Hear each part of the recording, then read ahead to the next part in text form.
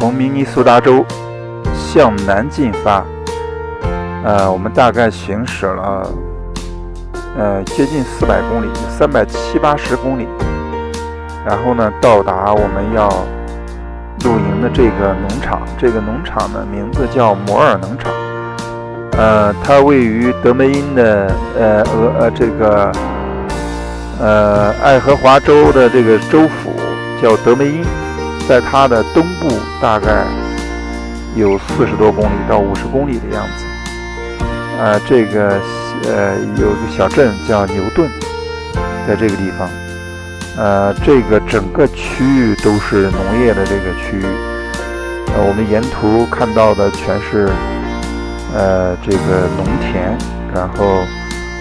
我们来到的这个区域全部是农场。不过他们这种农场呢都是家庭农场的这个方式。我会比较详细的来给大家介绍一下这个农场的情况。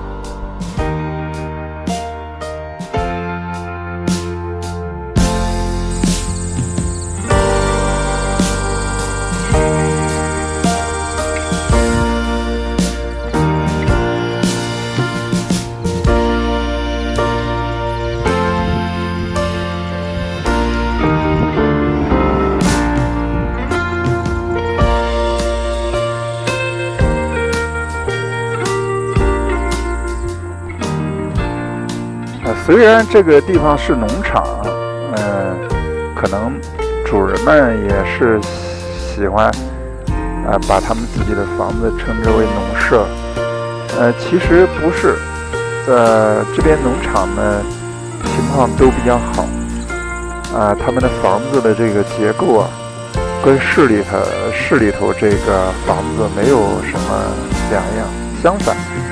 因为他们的这个占地比较大，所以呢，它都会开辟出一块来，作为它的生活区。那么生活区除了房子以外，就是它的整个前面的房前的这个绿化呀，包括庭院的布设都比较大。那么它还留有后院也种一些果树。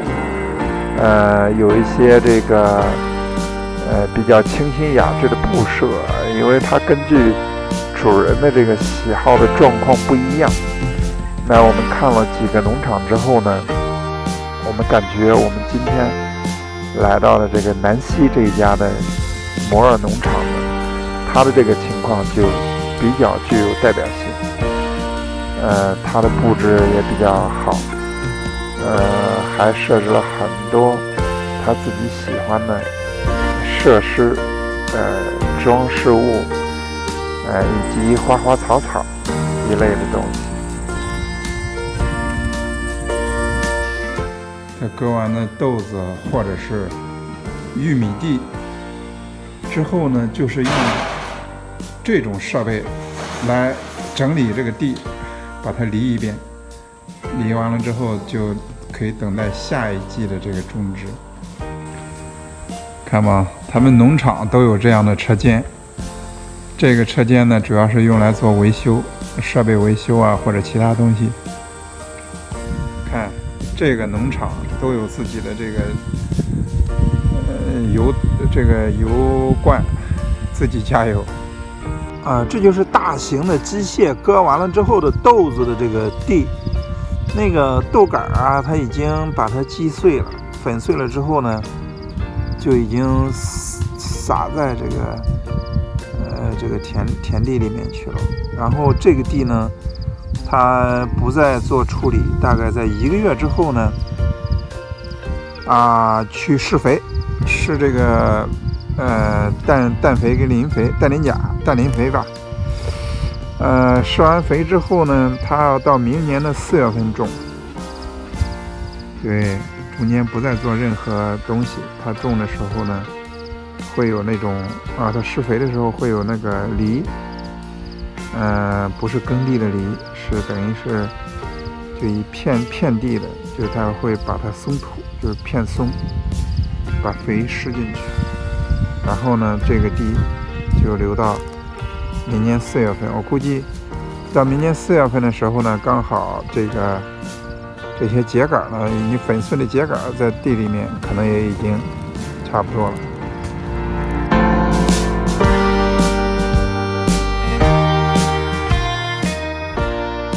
过去因为离这种粮仓比较远，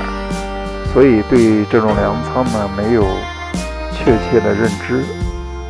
这一次我们露营在农场，近距离的观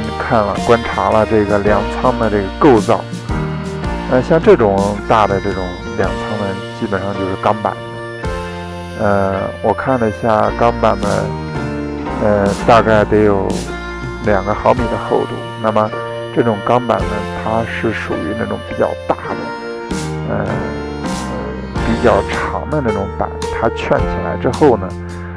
接口的部分是用螺丝打的，是用这个螺丝进行连接的，然后呢这个接续起来。那像现在画面中这种粮仓呢，是过去老式的粮仓，他们用的是水泥板。这种水泥板块呢，是竖着插进来，然后呢，它的外部呢是用这种比较粗的钢丝，然后作为拉紧它紧固的这种圈，来形成向内的这种力量。这个粮仓我觉得也挺好的。像现在画面中这种大型的粮仓，就是现在最新的粮仓了，就是等于是看起来像铝合金的，其实不是，它也算是钢板的，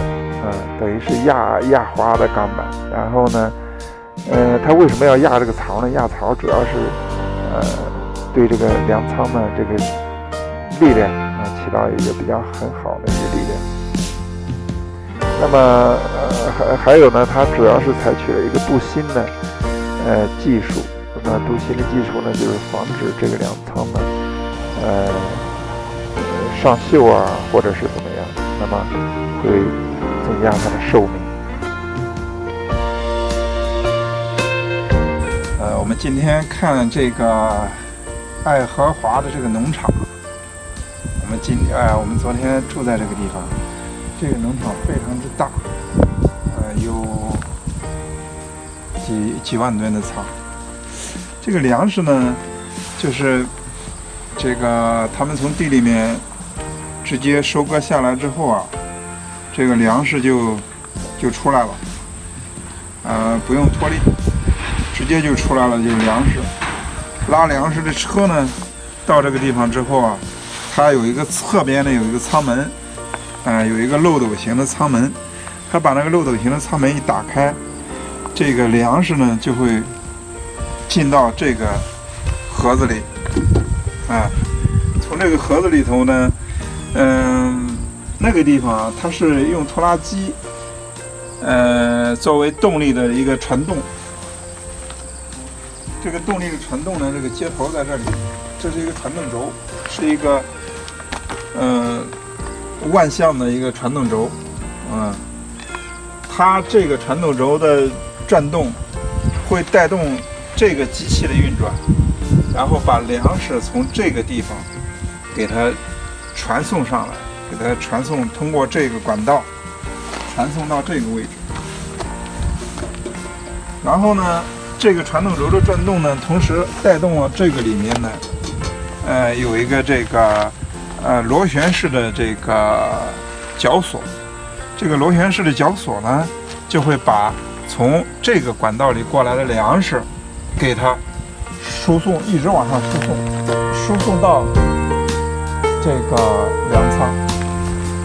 它整个这个收割完的粮食就直接入仓了，这个整个动作就完成了。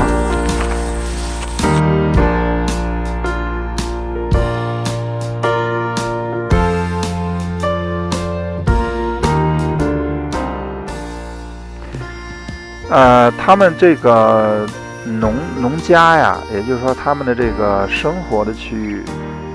和储粮的这个区域呢，基本上选取在他们所处的这个地块，那么临路的这一端，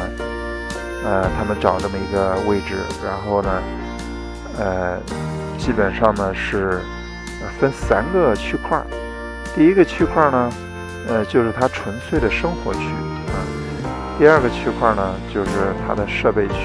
比如设备包括设备间还有外部设备摆放的区域。第3块呢，就是它的粮屯，也就是它的储粮区。我们从画面上可以明确的看到，我的这个房东他们的这个整个家的这个结构，都属于比较传统的，也比较实用，比较实用的这么一个构造的一个情况。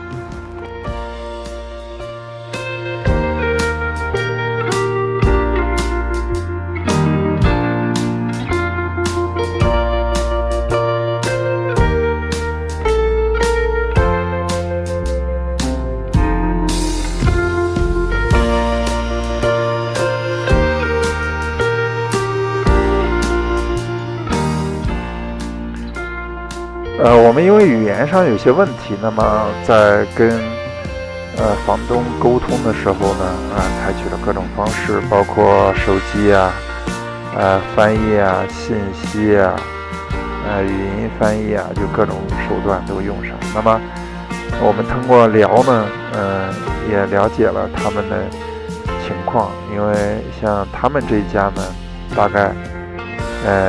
总共种植了1000英亩，大概折合我们6000亩吧，6000亩地的样子。没有其他的这个日常的时候没有其他的帮手，不过他们就1年1季，机械耕种，只不过要做一些联络有一些对接的这个工作他们自己有各种大型的设备自己进行操作，有时候忙不过来，会找人会临时找人来操作他们的机器。平时这个6000亩地就是他们自己打理，他们2口子自己打理，其他的就没什么了。他们的收入大概每年在10万块钱左右，这么一个情况，在美国的农业算是比较好的吧。